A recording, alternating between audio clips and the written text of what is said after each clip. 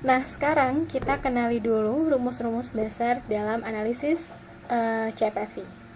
Rumus dasar dalam analisis CPV adalah pendapatan dikurangi biaya variabel dikurangi biaya tetap sama dengan laba operasi. Dimana ketika kita mencari nilai masing-masing per unit, maka pendapatan bisa diturunkan menjadi harga jual dikali kuantiti terjual. Ingat, ini pendapatan. Berarti kita harus tahu berapa harga jualnya dan berapa kuantiti yang terjual, gitu. Kemudian biaya variabel. Biaya variabel juga harus diketahui per unit. Maka jika diturunkan, rumusnya adalah biaya variabel dikali kuantiti terjual. Karena biaya tetap tidak berpengaruh terhadap volume produksi, maka biaya tetap masih satu kesatuan.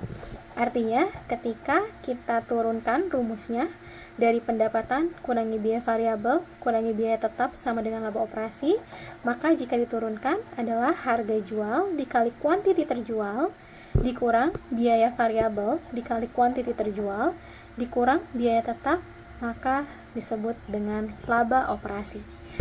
Oke. Nah, harga jual dikurangi dengan biaya variabel kita sebut dengan margin kontribusi.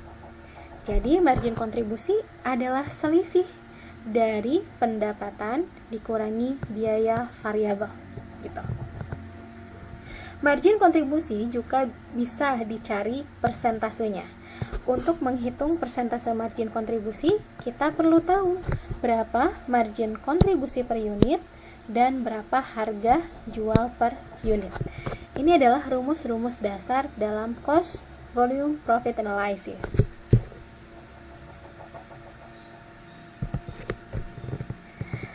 Nah, kita masuk ke contoh soal. Soalnya adalah Mary Frost berencana menjual software pada sebuah pameran komputer di Ohio. Mary membeli software dari sebuah agen perangkat lunak seharga $120 per paket, di mana paket yang tidak terjual dapat dikembalikan. Setiap paket akan dijual seharga $200. Mary telah menyewa stand pameran selama 2 hari seharga $2.000 kepada pihak penyelenggara. Misalkan tidak ada biaya lain yang diperlukan, Mary belum bisa memastikan berapa paket software yang akan laku terjual. Untuk memutuskan apakah Mary akan menyewa sebuah kios, Mary ingin tahu berapa laba yang akan diterima untuk angka penjualan paket yang berbeda. Kita lihat soalnya ya. Beberapa informasi yang kita ketahui adalah harga beli. Yang terlebih dahulu adalah harga beli, di mana harga belinya adalah $120 per paket. Maka harga beli adalah biaya variabel. Karena kalau belinya 120, kalau belinya 240, berarti kan itu berubah-ubah ya, tergantung berapa banyak dijual, maka jumlah yang dibelinya juga akan berubah. Informasi yang kedua yang kita punya adalah harga jual. $200 ini adalah harga jual. Dan informasi ketiga adalah biaya tetap.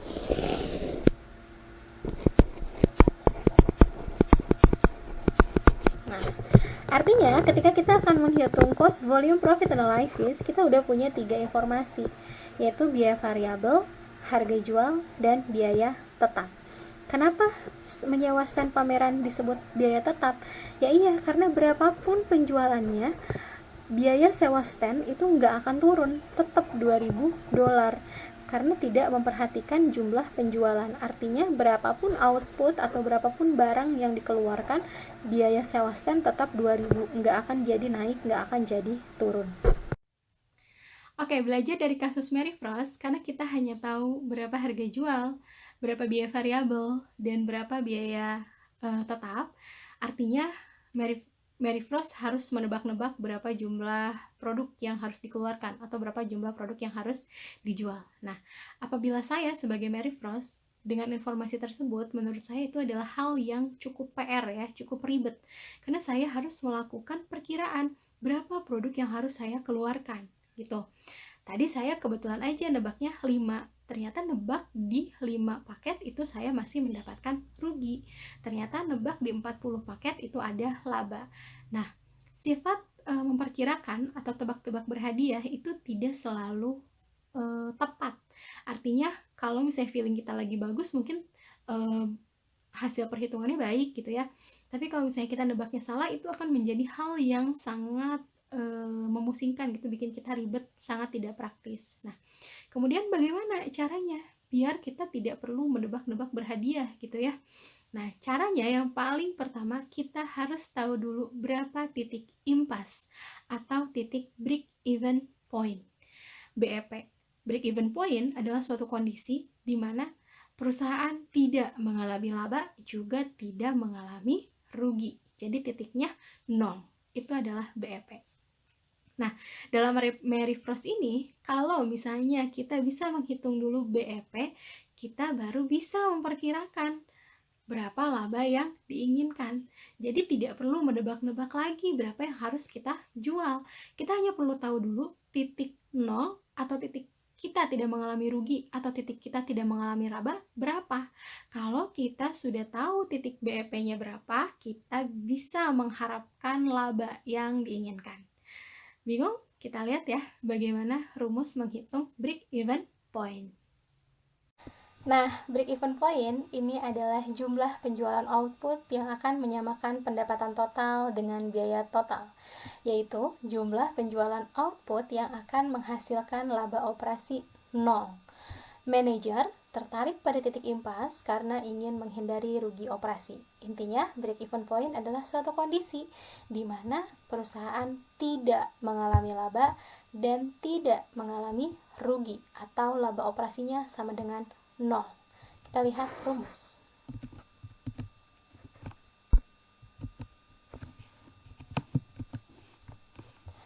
Break even point ini bisa dicari berdasarkan quantity, bisa juga dicari berdasarkan pendapatan.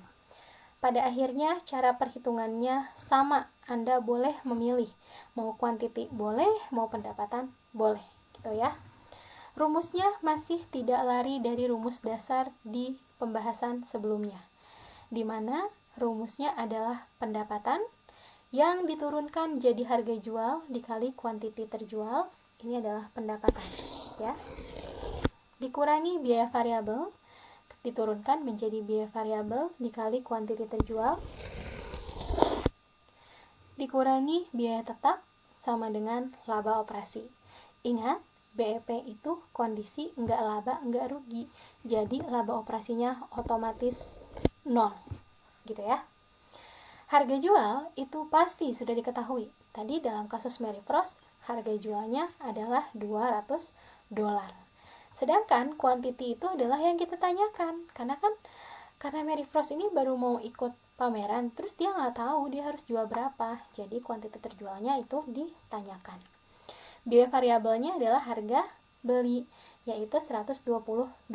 Artinya biaya variabelnya diketahui. Biaya tetapnya pun diketahui, yaitu dari sewa tempat. Artinya ketika menghitung break even point, kita harus tahu dulu harga jual, ini harus tahu, biaya variabel juga harus tahu, biaya tetap juga harus tahu. Laba operasi mah otomatis 0 karena tidak laba dan tidak rugi. Berarti pertanyaannya adalah berapa kuantiti yang harus dijual, gitu ya. Kalau kita masukkan ke dalam rumus, maka harga jualnya adalah 200 dikali Q itu karena kita tanyakan ya, boleh Q, boleh X, boleh Z, terserah Anda. Kemudian biaya variabelnya adalah 120 dikali Q adalah kuantiti yang ditanyakan, dikurang 2000 sama dengan 0. Berarti jadinya 200 Q dikurangi 120 Q, jadilah 2000. Ini satu jenis, maka jadi 80 Q. 80 Q sama dengan 2000. Artinya Q adalah 2000 dibagi 80. Jadi Q-nya adalah 25 unit.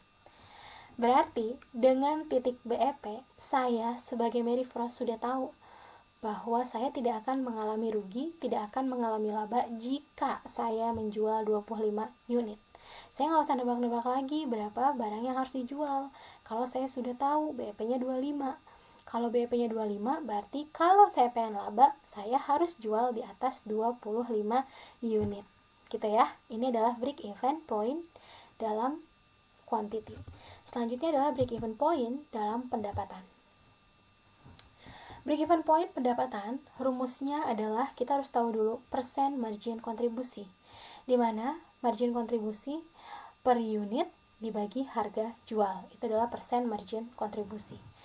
Selain itu, kita juga bisa tahu pendapatan impas BEP di pendapatan.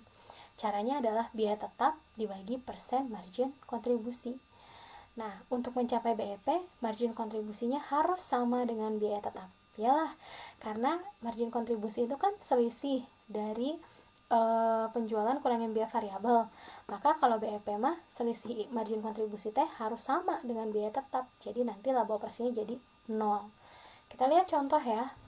Kita cari dulu persen margin kontribusi, di mana persen margin kontribusi itu adalah MK per unit, margin kontribusi per unit dari harga jual 200 dikurangi biaya variabel 120 dibagi harga jual 200.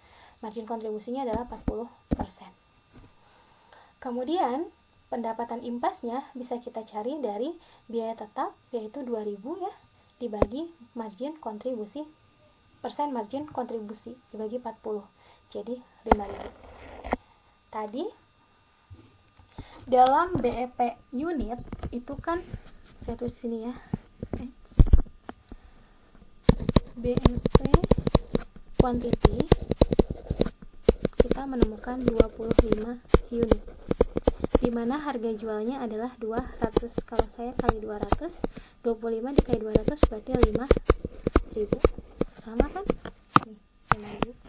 Kalaupun saya mau bagi ini 5000, tinggal aja dibagi berapa? 200. Jadi 25 unit. Nah, jadi keputusan Anda terserah mau cari BEP pendapatan atau mau cari BEP quantity. Setidaknya hari ini Anda sudah tahu bagaimana cara menghitung suatu kondisi perusahaan agar tidak laba dan agar tidak rugi.